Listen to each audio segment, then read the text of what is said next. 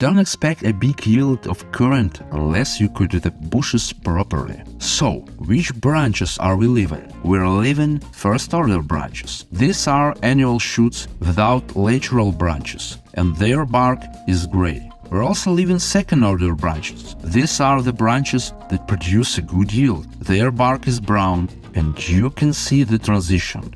Annual growth rings. As you might have guessed, we're leaving third-order branches. They are dark brown and have lots of lateral branches. Such branches produce the largest yield, but we must definitely cut out fourth-order branches. They are black and also often covered with lichens.